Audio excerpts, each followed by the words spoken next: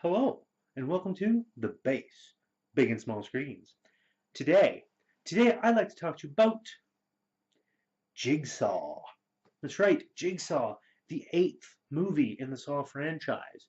Kind of a, not exactly a reboot, but more of a continuation of the series.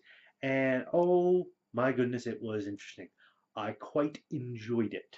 Um, Now, for those of you who may not know, this time last year, I ended up doing a look at all seven of the Saw movies back to back.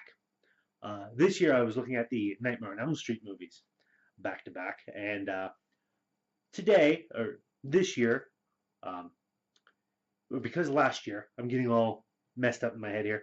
Because last year I did that, I had thought that they were going to be releasing this eighth episode or eighth movie last year, but it turns out it was this year it was going to happen. So this year, of course, naturally, I went and saw it. And Jigsaw, what a movie that was. Now, it takes place 10 years after the events of the first seven movies. 10 years after.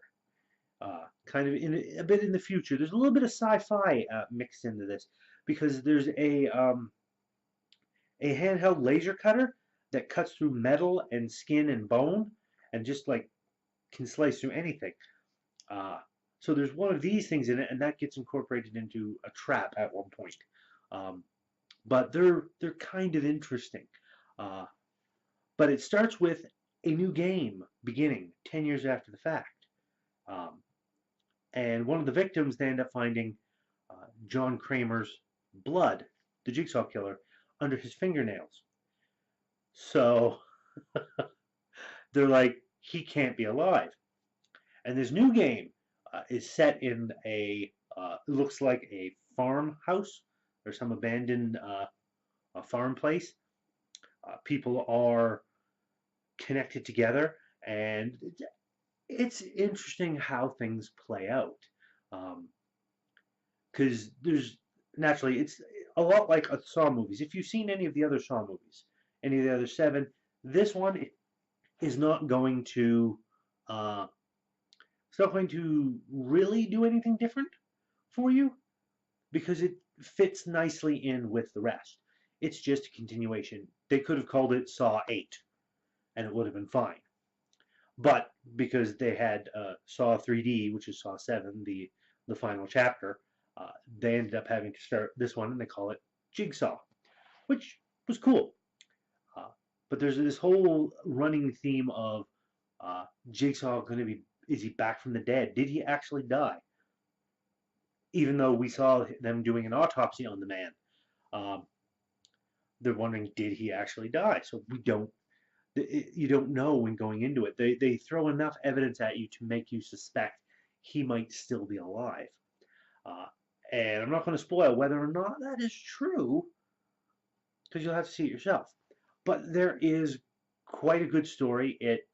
Everything pretty much gels together. Um, I had no problems with the story as a whole, and they do a little bit of a connection back to the original events, which is kind of neat. It's a tenuous connection. It's not as strong as the connections to previous movies that the other seven have had, because the other seven were done like year after year for 7 years on the dot, and those connections are more strong. This one is a little bit more tenuous, but given that it is set 10 years after the fact, um, it's kind of necessary. No mention of Dr. Gordon, which is interesting. But you've got a couple of detectives that are looking into it, possible corruption going on with one of them. You've got a couple of morgue attendants, um, coroners, that are helping with the case. One of whom was a war veteran in Fallujah, and the other who is a Jigsaw fangirl, to the point that she's built her own versions of traps. Uh, Very, very interesting characters going on. Then you've got the ones that are being tried in Jigsaw's little game. that he has going on. And yeah, there's definitely some interesting stuff happens. I will say that the final game that happens, um,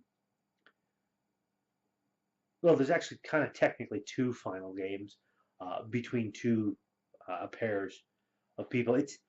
It's interesting. The one that there's a line in the trailer where you hear Jigsaw talking about uh, the rules of the game are simple, uh, or the game is simple. The best ones are. Uh, the line that he actually says that in the movie, that game that he's talking about, oh, absolutely wonderful. Fits up there with some of the best Jigsaw games ever because, as always, Jigsaw is always telling you exactly how to get out of it. He's telling you what you need to know. It's whether or not you figure it out beforehand that it comes to pass, whether you live or die. And yeah, it is definitely interesting. Um, they have set it up for more movies. Now, if this one does well, chances are they may be kicking out and making some more with this new reboot or recontinuation of the franchise. And I hope they do because I enjoyed this one quite a bit. And if they start making, if they do another one and they make the connections more strongly back to the original, then I'll be happy. Uh, but as it stands in terms of a Saw movie, great continuation to the franchise and a great addition to the franchise. Very worthy, I think. So that's going to be it for this episode of Big and Small Screens. Thank you all so much for watching. As always, if you like what I'm doing, please give that like button a tap. Give that subscribe button a tap as well if you haven't already, so you can be kept apprised of when I do new videos. And throw a comment in the comment section. What did you think of Jigsaw if you've seen it? And if you haven't, go and watch it and then come back and leave a comment. That will be fine too. You can even watch the video again. I'd love that. But do all that, and until next time, check out Jigsaw. You might like it. And I'll see you next time.